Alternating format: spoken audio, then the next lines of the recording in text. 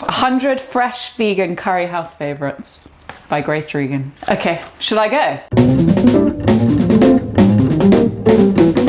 This curry is all about the humble potato.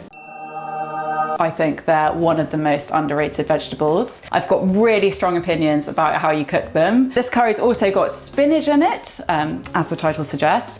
So it's kind of like saag aloo in a delicious coconut curry sauce.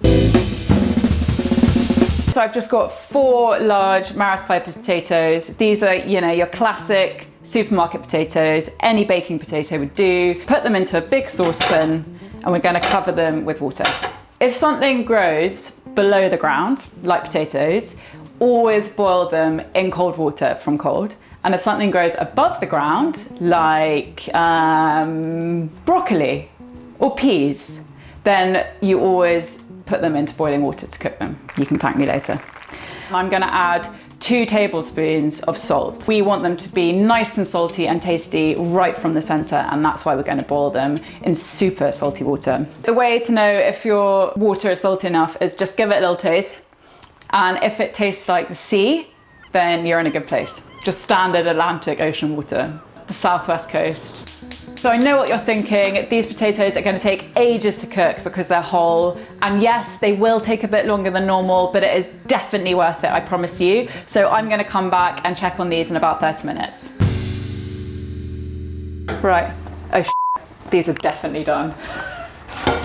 So you'll see the potatoes have started to fall apart and the skin started to come away, and that is perfect. That is exactly what we're looking for. When you boil the potatoes whole, some will cook faster than others, so just don't be too worried if some are a bit soft and others a bit harder. It's just going to bring more texture to the dish. I'm going to let those cool and crack on with the rest of the curry.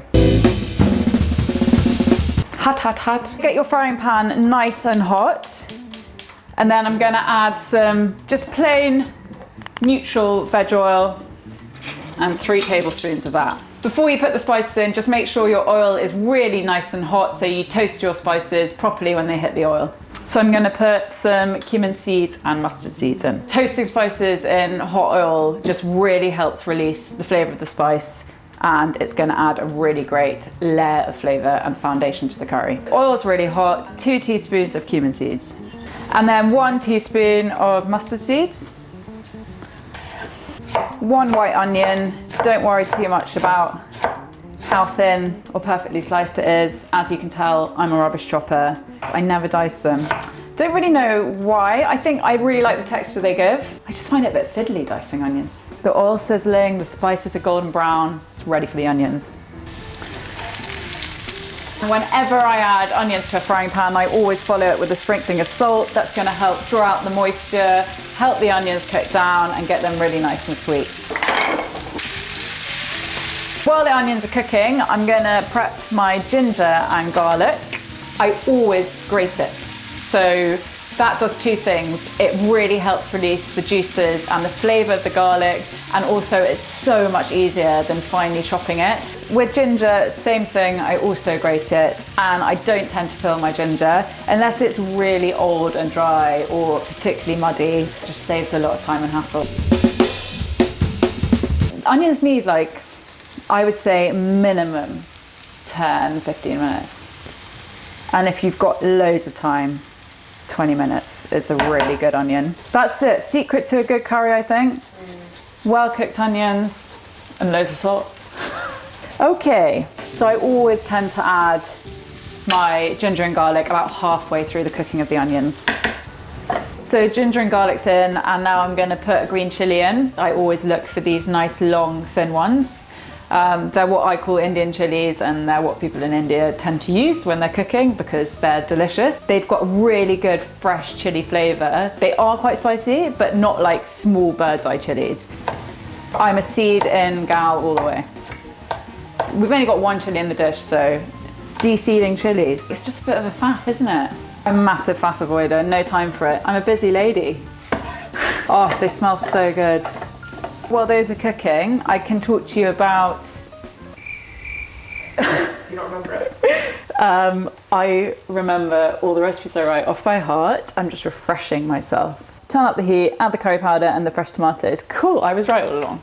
If you haven't chopped tomatoes with a serrated knife, you haven't lived. Because if you don't have sharp knives, which most people don't, I never have sharp knives, they're always blunt. It is a nightmare cutting tomatoes. But if you've got a serrated knife, they just glide straight through. Bread knives work well too if you don't have a little small serrated knife. Just roughly dicing them. Don't need to core them, don't need to peel them. I'm never going to ask you to peel a tomato. The onion's really changed, it's gone super soft. The garlic is smelling sweeter. We're nearly there.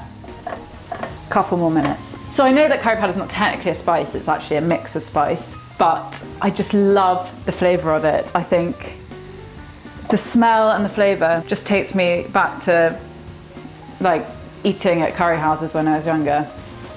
Doesn't it smell good? I always go from Madras and mild to medium. This I got in a cash and carry in Leighton, and I would go so far as to say it's the best curry powder that I've ever tried. So I'm going to stir it in because I want it to cook off a tiny bit before I add the tomatoes. Okay, so I want a nice high heat to fry off the tomatoes, and the juice from all the tomatoes is going to help kind of deglaze the pan, get all that delicious, sweet, sticky, spicy, oniony, garlicky stuff from the bottom of the pan, get it into the sauce, and as they cook down, we'll start building that sauce. I'm going to get the potatoes ready. I'm just going to break them up with my hands. This is actually a trick I got taught by our amazing food stylist on the shoot for the recipe book. And it was a revelation because you get all these like delicious little craggy bits from breaking them, a nice uneven surface, and then that means that like all the flavour can penetrate into the potatoes. You get some small bits of potatoes, you get some large bits of potato, there's less washing up, and it's really satisfying breaking up potatoes with your hands. Skins, don't worry if the skins fall off because they're just going to cook in the curry and again add a nice bit of extra texture. Just like I've got my favourite brand of curry powder, I also have my favourite brand of coconut milk. It is widely available, it's very creamy and thick, and it's very creamy and thick. I'm not sponsored by them, I wish I was. Never buy low-fat coconut milk. So tomatoes are really starting to break down in the sauce now. I'm gonna add my broken potatoes and the mashy bits at the bottom. Turmeric I'm gonna add now, and I didn't add it at the start because I want to start building up layers of spices. Turmeric is quite a delicate spice. It can get lost if you overcook it or put it in at the beginning. So I always like to use it kind of when I add a vegetable to a curry. So it's like seasoning that vegetable, it's adding another layer of flavour. It's not going to get lost. It's not looking beautiful at the moment, but everything will change when we add the coconut milk, I promise. Ooh, don't mind me. Oh, look at that. When all that thick, creamy coconut milk starts to melt into the sauce. It's a good feeling. Best type of spinach to use for this is what I call large leaf spinach. Can get it at most veg markets, corner shops, greengrocers, and it's just got a lot more body, more flavour. The stuff in the supermarket you buy just wilts to nothing. You do need to cut the ends off. Just going to roughly chop this. You can leave some stalks in, that's fine. Come on, spinach goes in. It looks like a lot right now, but it will wilt down. You can always do it in stages if you've got a small pan. Okay, I'm just going to let that do its thing. It will wilt down. Just give it a taste. That's really good. Could be adding salt at this stage, but it's perfectly seasoned.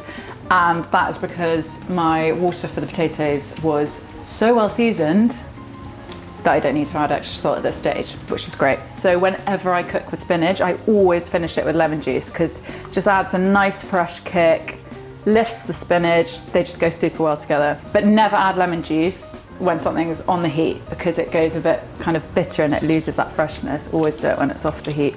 I think that's looking, quite frankly, beautiful.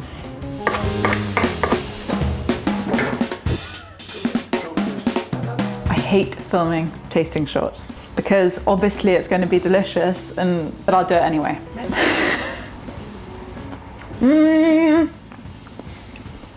It is really good. It's a no frills curry recipe. It celebrates everything that is incredible about the potato. It's also, you know, it's springtime, new potatoes coming into season. This would be so good with new potatoes.